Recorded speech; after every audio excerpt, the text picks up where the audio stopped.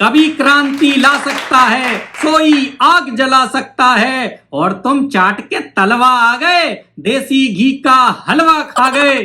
नमस्कार, सलाम, सत श्री अकाल। मैं अमित निरंजन फिर एक बार अपनी नई कविता लेके आपके सामने प्रस्तुत हूँ। आज की कविता का शीर्षक है कवि के सर पे कट्टा। तो अब कवि के सिर पे कट्टा तानने का क्या कारण था, उसके बाद उनका क्या हुआ, सुनिए कविता कवि के सिर पे कट्टा।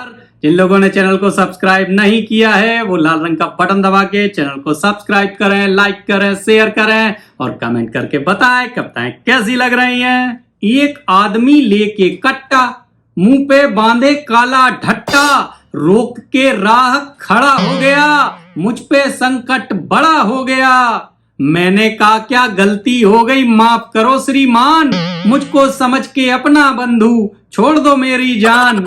हम मांग रहे थे माफी और चढ़ गया उनको ताव, और कनपट्टी पे कट्टा मारा, हो गया छोटा घाव।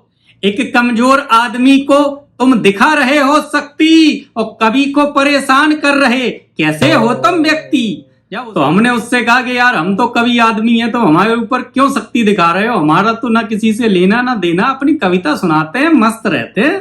तो अब देखिए वो आदमी हमसे क्या बोलता है, आनंद लीजिए। और कवि बन रहे बड़े सयाने, छोड़ूंगा ना आज।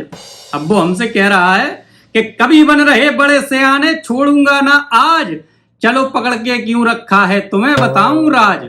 अब वो हमसे कहता है कि हम बताते हैं तुम्हें कि क्या राज है, हमने तुम्हें क्यों पकड़ के रखा हुआ है। जिनकी थी टांग खींचनी तुमने करी बड़ाई, और शांति का दूत बताया जो करता रोज लड़ाई। कभी क्रांति ला सकता है, सोई आग जला सकता है, और तुम चाट के तलवा आ गए, देसी घी का हलवा खा गए। मैंने कहा कि अब समझा मैं क्यों है आपको क्रोध, पर आप भी मुझको समझें व्यर्थ है ये विरोध। तो अब हमें समझ में आ गया कि कवि सम्मेलन जिसमें हम कविता सुना के आए थे, तो जिस आदमी की हमने तारीफ की वो आदमी चाहता था कि हम उसकी टांग खींचे। तो देखिए आगे क्या होता है, आनंद लीजिए। तो अब हम उसे समझाते हैं कि भैया नेतागिरी बहुत ही गिर गई, छोड़ो बात पुरानी। नेतागिरी में गिरी शब्द लगा हुआ है तो गिरना तो है ही, कि नेतागिरी बहुत ही गिर गई, छोड़ो बात पुरानी। खुद दूसरों को मूर्ख समझते, खुद को समझे ज्ञानी।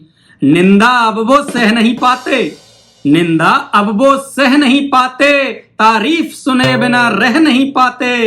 देश है आजाद पर लिखने की नहीं आजादी, और हम भी वही सुनाते रचना जो सबके मन को है भाती। हम भी वही सुनाते रचना जो सबके मन को है भाती।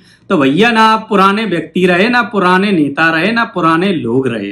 पुराने आदमियों को पहले समझ में आता था कि निंदा करने से हम उनके सुधार के लिए बात कर रहे हैं, परंतु आजकल कोई अपनी निंदा सुनना नहीं चाहता है। लेकिन नाना करते हुए भी हमने इशारों में अपना काम कर दिया है। धन्यवाद दोस्तों, मिलते हैं फिर एक नई कविता के साथ, तब तक के लिए नमस्कार।